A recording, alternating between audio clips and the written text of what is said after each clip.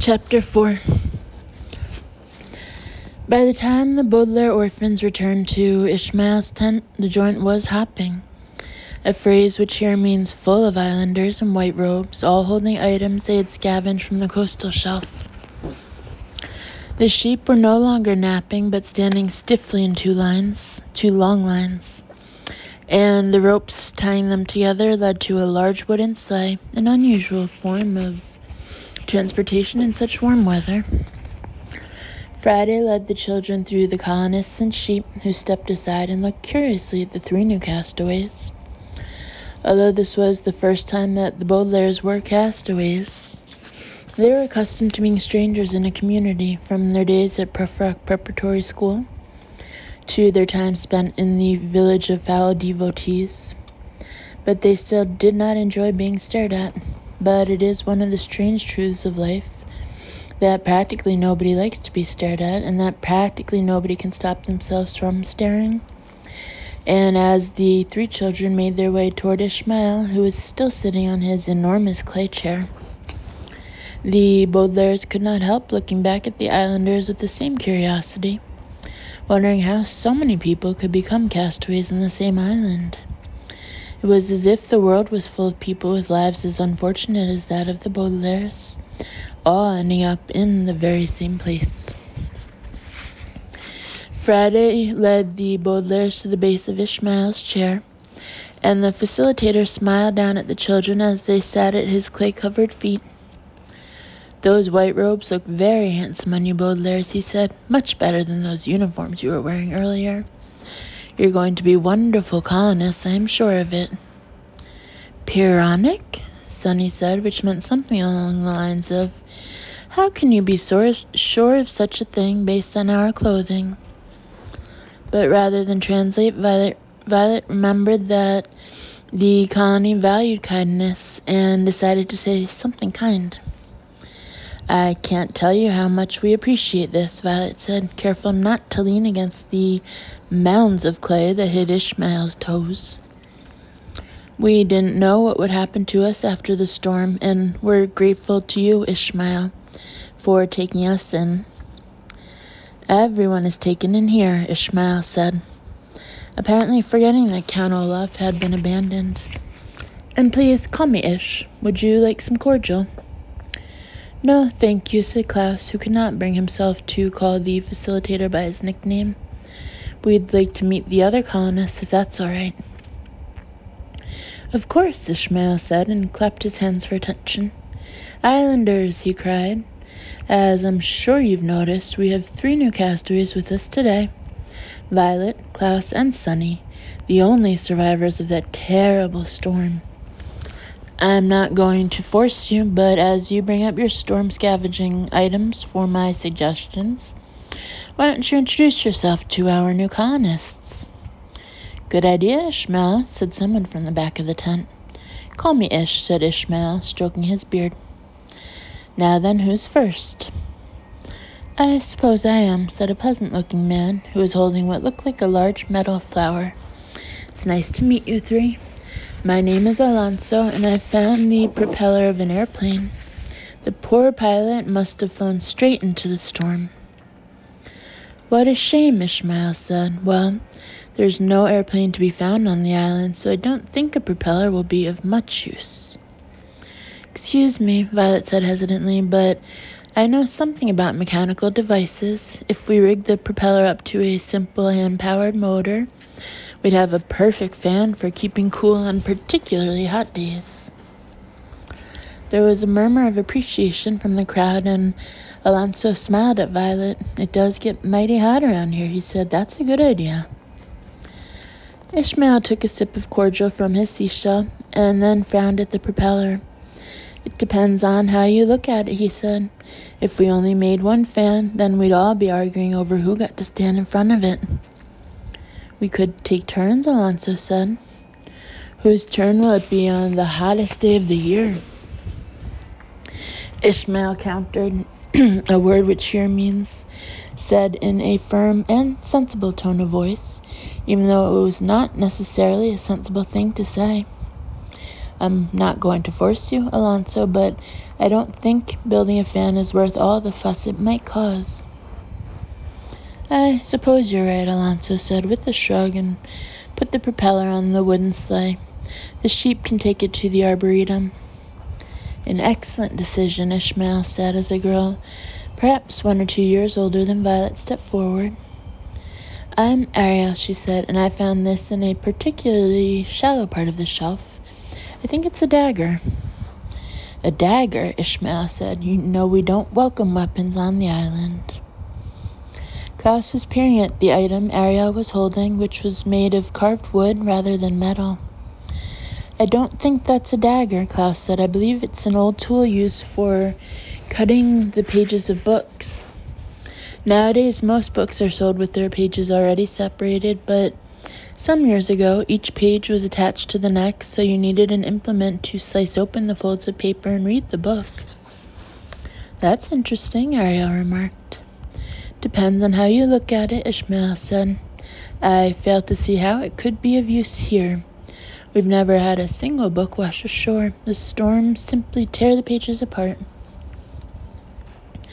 Klaus reached into his pocket and touched his hidden commonplace book.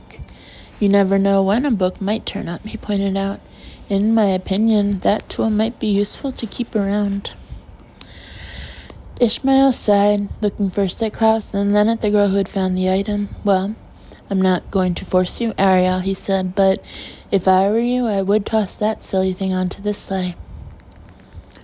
I'm sure you're right, Ariel said, shrugging at Klaus, and she put the page cutter next to the propeller as a plump man with a sunburned face stepped forward. Sherman's the name, said Sherman with a little bow to all 3 siblings, and I found a cheese grater. I nearly lost a finger prying it away from a nest of crabs. You shouldn't have gone to all that trouble, Ishmael said. We're not going to have much use for a cheese grater without any cheese. Great coconut, Sonny said. Delicious cake. Cake, Sherman said. Egad, that would be delicious. We haven't had dessert since I've arrived here. Coconut cordial is sweeter than dessert, Ishmael said, raising his seashell to his lips. I certainly wouldn't force you, Sherman, but I do think it would be best if that grater were thrown away. Sherman took a sip from his own seashell and then nodded, looking down at the sand. Very well, he said, and the rest of the morning proceeded in a similar manner. Islander after islander introduced themselves and presented the items they had found, and nearly every time the colony's facilitator discouraged them from keeping anything. A bearded man named Robinson found a pair of overalls, but Ishmael reminded him that the colony only wore the customary white robes, even though Violet could imagine herself wearing them while inventing some sort of mechanical device, so as not to get her robe dirty. An old woman named Erewhon held up a pair of skis that Ishmael dismissed as impractical, although Klaus had read of people who had used skis to cross mud and sand. A red-haired woman named Waden offered a salad spinner, but Ishmael reminded her that the island's only salads were to be made from the seaweed that was rinsed in the pool and dried out in the sun rather than spun, even though Sonny could almost taste a dried coconut snack that such an appliance could have made. Ferdinand offered a brass cannon, which Ishmael was afraid would hurt someone, and Larson held up a lawnmower, only to have Ishmael remind her that the beach did not need to be trimmed regularly.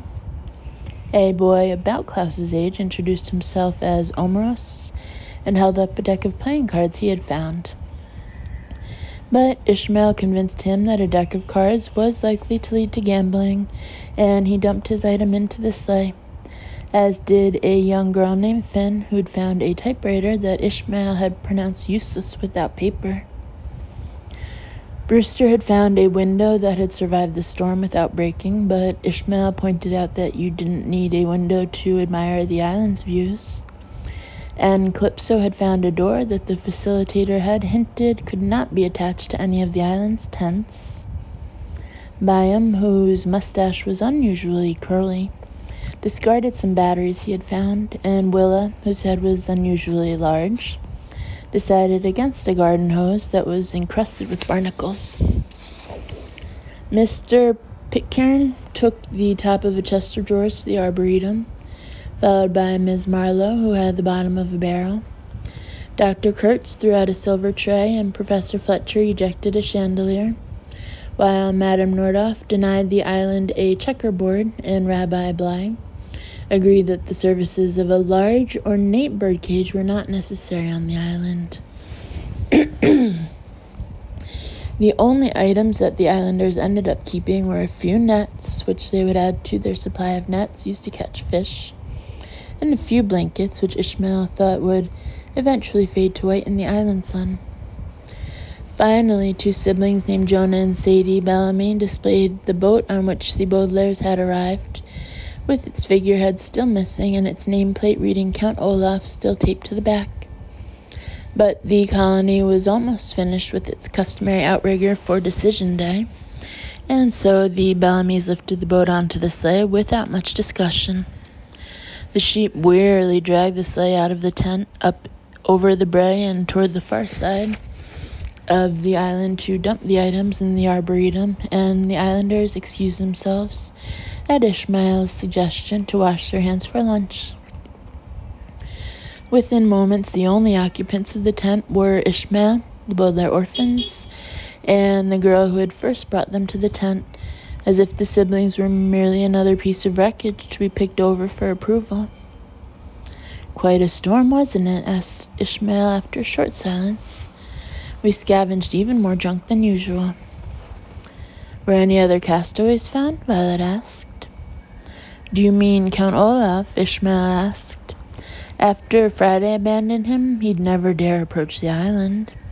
He's either wandering around the coastal shelf, or he's trying to swim his way back to wherever he came from."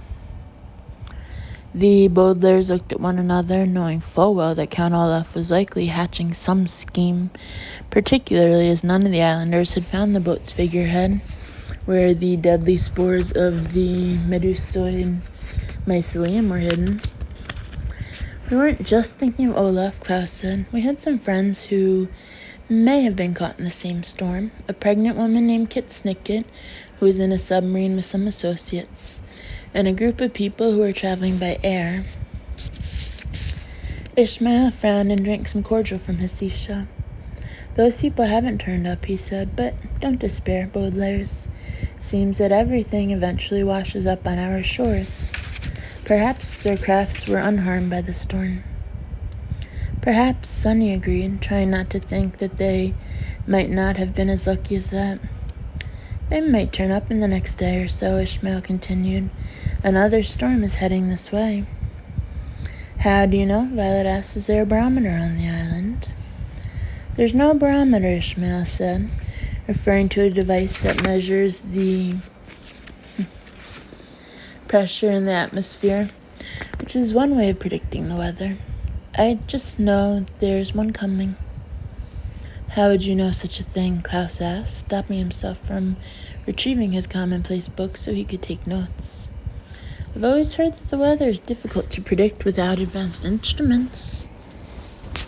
"We don't need any advanced instruments on this colony," Ishmael said. "I predict the weather by using magic." "Maladrub," Sonny said, which meant something along the lines of, "I find that very difficult to believe." And her siblings silently agreed. The Baudelaires, as a rule, did not believe in magic, although their mother had had a nifty card trick she could occasionally be persuaded to perform. Like all people who have seen something of the world, the children had come across plenty of things they had been unable to explain, from the diabolical hypnotism techniques of Dr. Orwell to the way a girl named Fiona had broken Klaus's heart. But they had never been tempted to solve these mysteries with a supernatural explanation like magic. Late at night, of course, when one is sitting upright in bed, having been woken up by a sudden loud noise, one believes in all sorts of supernatural things, but It was early afternoon, and the Baudelaires simply could not imagine that Ishmael was some sort of magical weatherman. Their doubt must have shown on their faces, for the facilitator immediately did what many people do when they are not believed and hurriedly changed the subject. "What about you, Friday?" Ishmael asked. "Did you find anything else besides the castaways and those awful sunglasses?" Friday looked quickly at Sunny, but then shook her head firmly. "No," she said. "Then please go help your mother with lunch," he said, "while I talk to our new colonists." "Do I have to?" Friday asked. "I'd rather stay here with the Baudelaires." "I'm not going to force you," Ishmael said gently, "but I'm sure your mother could use some help." Without another word, Friday turned and left the tent, walking up the sloping beach toward the other tents of the colony, and the Baudelaires were alone with their facilitator, who leaned down to speak quietly to the orphans. "Baudelaires," he said, "as your facilitator, allow me to give you a piece of advice as you begin your stay on this island." "What might that be?" Violet asked. Ishmael looked around the tent as if spies were lurking behind the white fluttering fabric.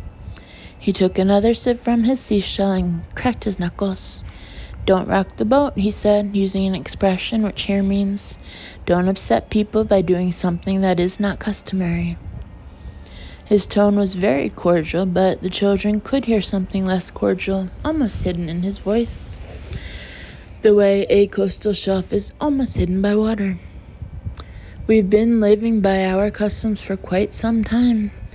Most of us can scarcely remember our lives before we became castaways. And there is a whole generation of islanders who have never lived anywhere else. My advice to you is not to ask so many questions or meddle around too much with our customs. We have taken you in, Baudelaires, which is a kindness, and we expect kindness in return. If you keep prying into the affairs of the island, people are going to think you're unkind, just like Friday thought Olaf was unkind, so don't rock the boat. After all, rocking the boat is what got you here in the first place." Ishmael smiled at his little joke, and although they found nothing funny about poking fun at a shipwreck that had nearly killed them, the children gave Ishmael a nervous smile in return and said no more. The tent was silent for a few minutes until a pleasant-looking woman with a freckly face walked into the tent, carrying an enormous clay jar. "You must be the Baudelaires," she said, as Friday followed her into the tent, carrying a stack of bowls fashioned from coconut shells. "And you must be starving, too. I'm Mrs. Caliban, Friday's mother, and I do most of the cooking around here. Why don't you have some lunch?"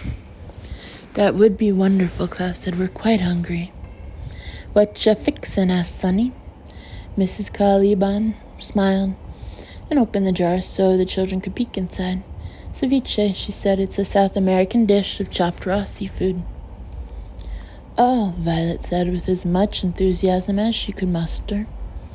Ceviche is an acquired taste, a phrase which here means something you don't like the first few times you eat it.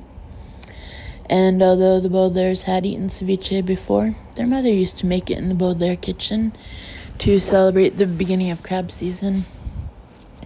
It was none of the children's favorite food, and not precisely what they had in mind as a first meal after being shipwrecked.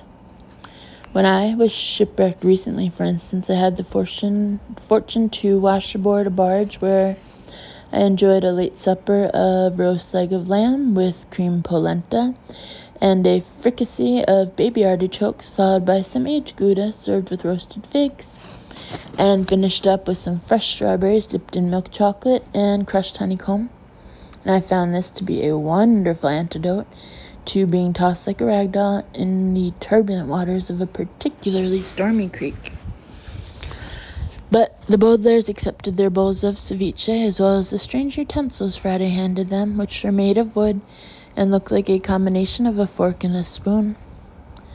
"They're rinsable spoons," Friday explained. "We don't have forks or knives in the colony, as they can be used as weapons."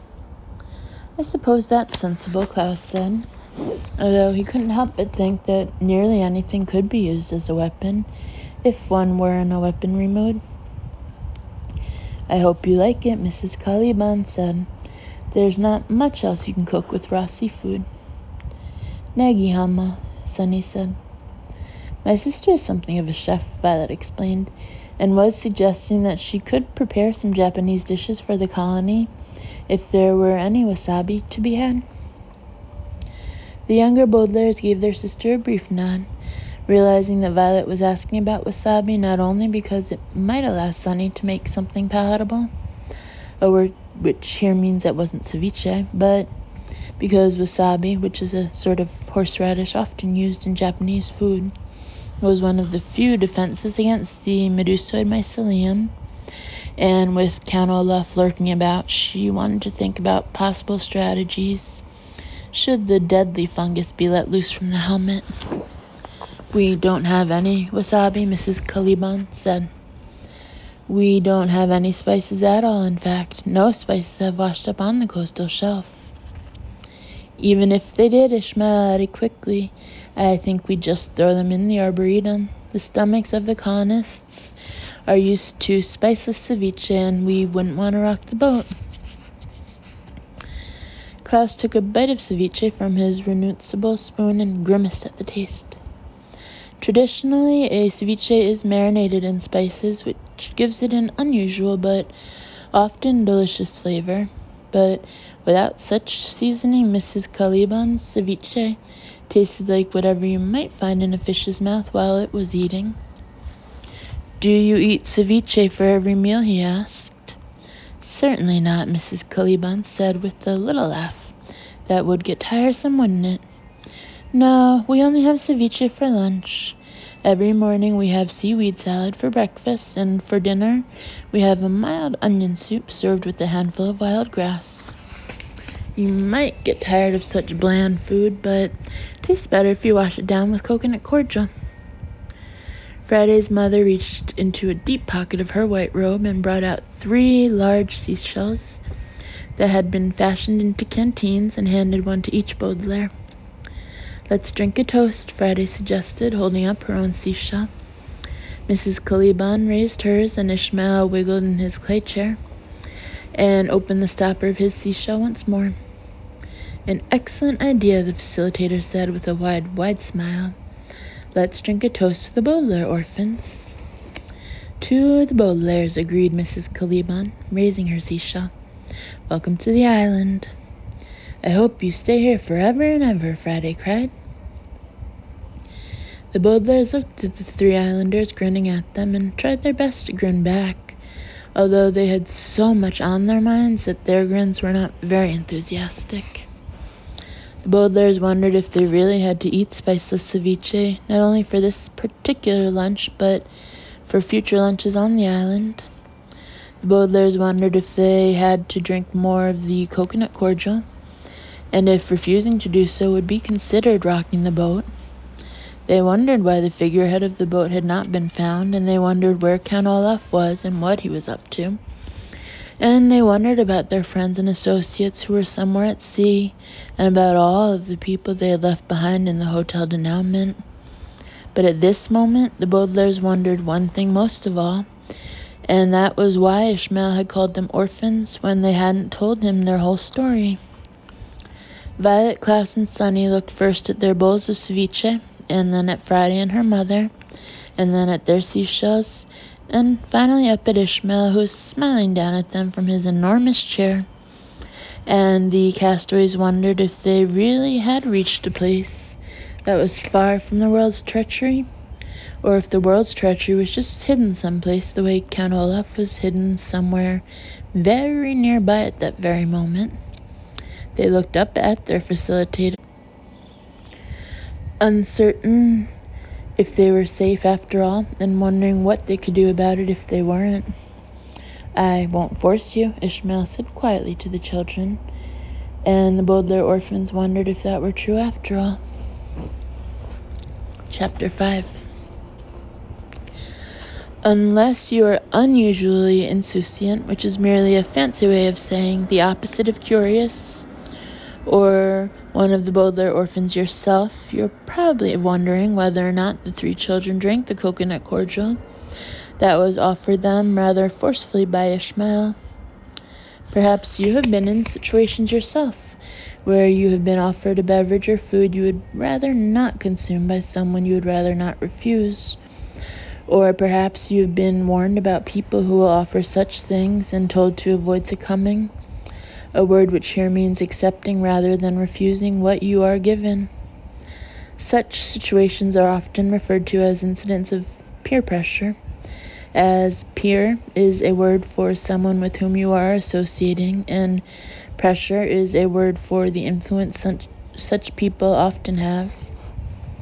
If you are a Brahmin or Brahwoman, a term for someone who lives all alone on a hill, then peer pressure is fairly easy to avoid, as you have no peers except for the occasional wild sheep who may wander near your cave and try to pressure you into growing a woolly coat. But if you live among people, whether they are people in your family, in your school, or in your secret organization, then every moment of your life is an incident of peer pressure, and you cannot avoid it any more than a boat at sea can avoid a surrounding storm. If you wake up in the morning at a particular time when you would rather hide your head under your pillow until you are too hungry to stand it any longer, then you are succumbing to the peer pressure of your warden or morning butler.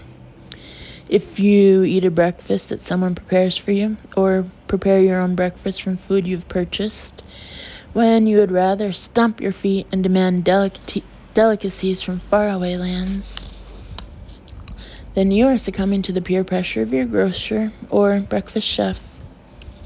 All day long, everyone in the world is succumbing to peer pressure, whether it is the pressure of their 4th grade peers to play dodgeball during recess, or the pressure of their fellow circus performers to balance rubber balls on their noses. And if you try to avoid every instance of peer pressure, you will end up without any peers whatsoever.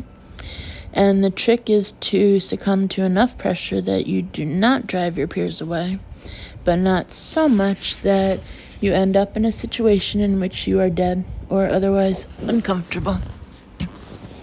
This is a difficult trick, and most people never master it and end up dead or uncomfortable at least once during their lives.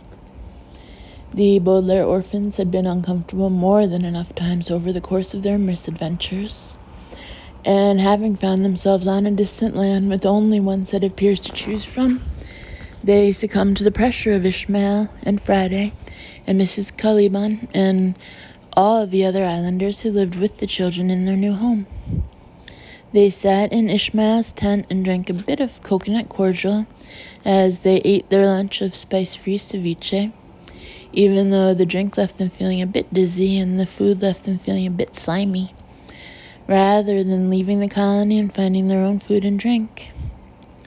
They wore their white robes, even though they were a bit heavy for the warm weather, rather than trying to fashion garments of their own. And they kept quiet about the discouraged items they were keeping in their pockets: Violet's hair ribbon, Klaus's commonplace book, and Sunny's whisk, rather than rocking the boat, as the colony's facilitator had warned them, not even daring to ask Friday why she'd given Sunny the kitchen implement in the first place. But despite the strong taste of cordial, the bland taste of the food, the unflattering robes, and the secret items, the Baudelaires still felt more at home than they had in quite some time. Although the children had always managed to find a companion or two, no matter where they wandered, the Baudelaires had not really been accepted by any sort of community since Count Olaf had framed the children for murder, forcing them to hide and disguise themselves countless times. Baudelaires felt safe living with the colony, knowing that Count Olaf was not allowed near them, and that their associates, if they too ended up as castaways, would be welcomed into the tent as long as they too succumbed to the islanders' peer pressure.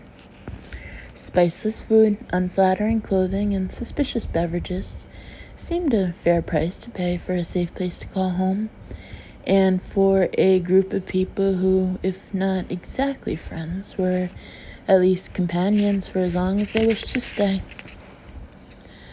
The days passed, and the island remained a safe, if bland, place for the siblings. Violet would have liked to spend her days assisting the islanders in the building of the enormous outrigger. But at Ishmael's suggestion, she assisted Friday, Robinson, and Professor Fletcher with the colony's laundry and spent most of her time at the saltwater falls, washing everyone's robes and laying them out on rocks to dry in the sun. Klaus would have enjoyed walking over the brae to catalog all of the detritus the colonists had collected while storm scavenging, but everyone had agreed with the facilitator's idea that the middle Baudelaire would stay at Ishmael's side at all times, so he spent his days piling clay on the old man's feet and running to refill his seashell with cordial. Only Sunny was allowed to do something in her area of expertise, but assisting Mrs. Caliban with the cooking was not very interesting, as the colony's 3 meals were very easy to prepare. Every morning, the youngest Baudelaire would retrieve the seaweed that Alonso and Ariel had harvested from the sea, after it had been rinsed by Sherman and Robinson, and laid out to dry by Erewhon and Whedon, and simply throw it into a bowl for breakfast. In the afternoon, Ferdinand and Larson would bring an enormous pile of fish they captured in the colony's nets, so Sunny and Mrs. Caliban could mush it into ceviche with their rinsable spoons, and in the evening the 2 chefs would light a fire and slowly simmer a pot of wild onions Omeros and Finn had picked, along with wild grasses reaped by Brewster and Calypso that served as dinner's only spice, and serve the soup alongside seashells full of the coconut cordial Bion and Willa had fermented from coconuts Mr. Pitcairn and Ms. Marlowe had gathered from the island's coconut trees.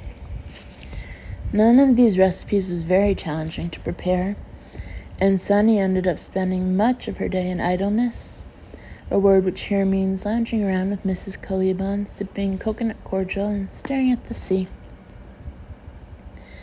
After so many frantic encounters and tragic experiences, the children were not accustomed to leading such a calm life, and for the first few days they felt a bit restless without the treachery of Count Olaf and his sinister mysteries, and the integrity of VFD and its noble deeds, but with every good night's sleep in the breezy comfort of a tent, and every day's work at easy tasks, and every sip of the sweet coconut cordial, the strife and treachery of the children's lives felt farther and farther away.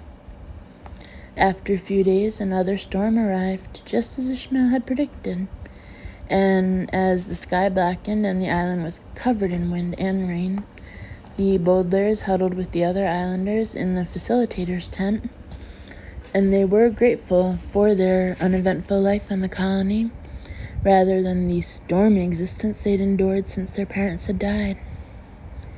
"Janiceps," Sunny said to her siblings the next morning as the Baudelairs walked along the coastal shelf. According to custom, the islanders were all storm scavenging, and here and there on the flat horizon, poking at the detritus of the storm.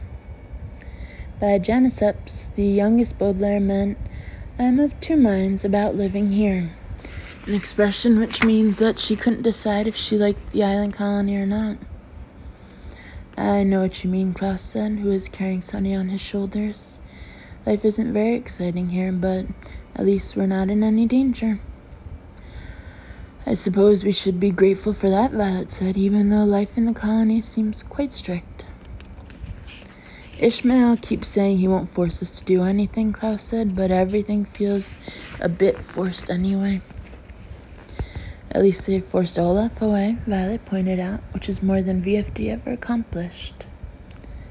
"Diaspora," Sunny said, which meant something like, "We live in such a distant place that the battle between VFD and their enemies seems very far away."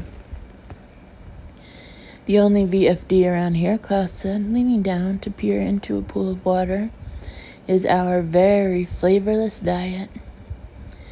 Violet smiled. "Not so long ago," she said, "we were desperate to reach the last safe place by Thursday.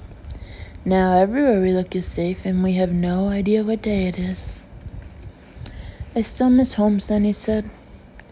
Me too, Klaus said. For some reason, I keep missing the library at Lucky Smells Lumber Mill. Charles's library? Violet asked with an amazed smile. It was a beautiful room, but it only had 3 books. Why on earth do you miss that place?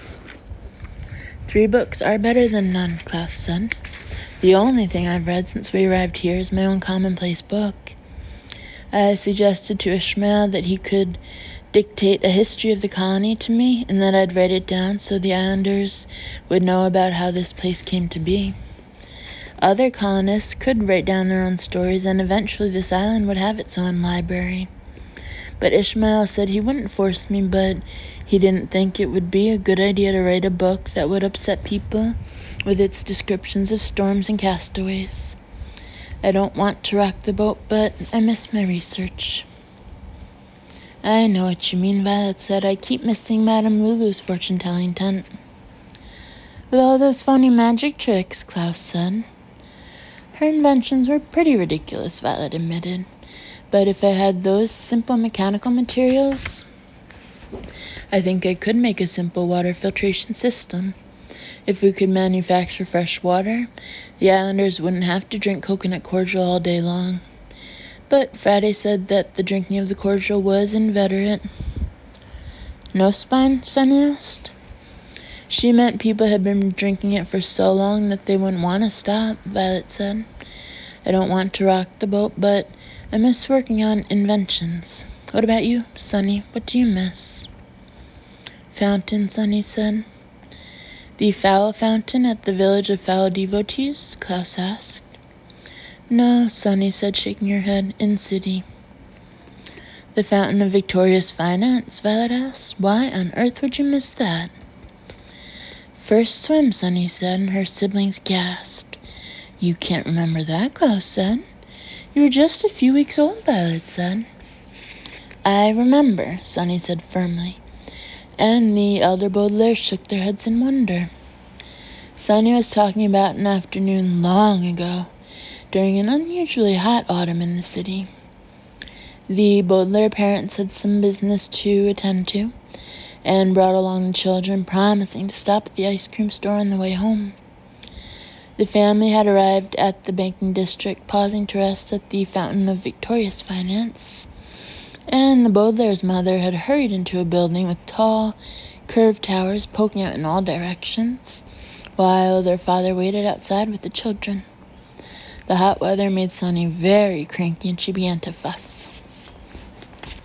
To quiet her, the Baudelaire's father dipped her bare feet in the water, and Sunny had smiled so enthusiastically that he had begun to dunk Sunny's body, clothes and all, into the fountain until the youngest Baudelaire was screaming with laughter. As you may know, the laughter of babies is often very contagious. And before long, not only were Violet and Klaus also jumping into the fountain, but the Baudelaire's father too, all of them laughing and laughing as Sunny grew more and more delighted. Soon the Baudelaire's mother came out of the building and looked in astonishment for a moment at her sulking and giggling family, before putting down her pocketbook, kicking off her shoes, and joining them in the refreshing water. They laughed all the way home, each footstep a wet squish, and sat out on their front steps to dry in the sun. It was a wonderful day, but very long ago. So long ago, Violet and Klaus had almost forgotten it themselves. But as Sunny reminded them, they could almost hear her newborn laughter and see the incredulous looks of the bankers who were passing by. It's hard to believe, Violet said, that our parents could laugh like that when they were already involved with VFD and all its troubles. The schism must have seemed a world away that day, Klaus said. And now, Sunny said, and her siblings nodded in agreement. With the morning sun blazing overhead and the sea sparkling at the edge of the coastal shelf, their surroundings seemed as far from trouble and treachery as that afternoon in the fountain of Victoria's finance. But trouble and treachery are rarely as far away as one thinks they are on the clearest of days. On that far-away afternoon in the banking district, for instance, trouble could be found in the corridors of the towered building, where the Baudelaire's mother was handed a weather report and a naval map that would reveal, when she studied them by candlelight that evening, far greater trouble than she had imagined. And treachery could be found just past the fountain, where a woman disguised as a pretzel vendor took a photograph of the laughing family and slipped her camera into the coat pocket of a financial expert who was hurrying to a restaurant, where the coat check boy would remove the camera and hide it in an enormous parfait glass of fruit that a certain playwright would order for dessert, only to have a quick-thinking waitress pretend that the cream in the Zabaglione sauce had gone sour and dumped the entire dish into a garbage can in the alley, where I had been sitting for hours, pretending to look for a lost puppy who was actually scurrying into the back entrance of the tower building, removing her disguise and folding it into her handbag, and this morning on the coastal shelf was no different. The Baudelaires took a few more steps in silence, squinting into the sun, and then Sunny knocked gently on her brother's head and pointed out at the horizon. The three children looked carefully and saw an object resting unevenly on the edge of the shelf, and this was trouble, even though it didn't look like trouble at the time. It was hard to say what it looked like, only that it was large and square and ragged, and the children hurried closer to get a better view. Violet led the way, stepping carefully around a few crabs, snapping along the shelf, and Klaus followed behind, with Sunny still on his shoulders. And even when they reached the object, they found it difficult to identify. At first glance, the large, square, ragged object looked like a combination of everything the Baudelaires missed. It looked like a library because the object seemed to be nothing more than stacks and stacks of books, piled neatly on top of one another in a huge cube. But it also looked like an invention because wrapped around the cube of books, the way string is wrapped around a package, were thick straps that appeared to be made out of rubber in varying shades of green. And on one side of the cube was affixed a large flap of battered wood. And it also looked like a fountain, as water was trickling out of it from all sides, leaking through the bloated pages of the books and splashing down to the sand of the coastal shelf. But although this was a very unusual sight, the children stared not at the cube, but at something at the top of this strange contraption. It was a bare foot, hanging over the side of the cube as if there were someone sleeping on the top of all those books, and the Baudelaires could see right on the ankle a tattoo of an eye. "Olaf?" Sunny asked, but her siblings shook their heads. They had seen Count Olaf's foot more times than they would like to count, and this foot was much narrower and cleaner than the villain's.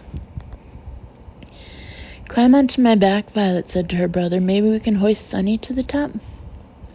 Klaus nodded, climbed carefully onto his sister's back, and then very slowly stood on Violet's shoulders.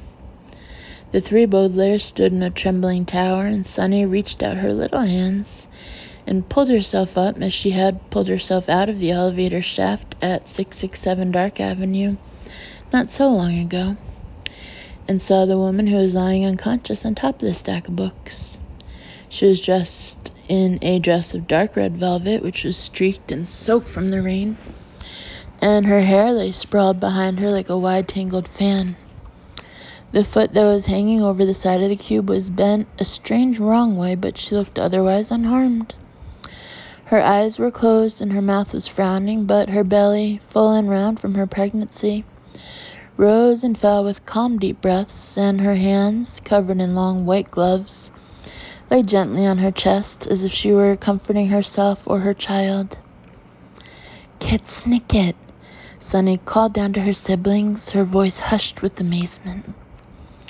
"Yes," replied a voice that was high-pitched and grating, a word which here means irritating and sadly familiar.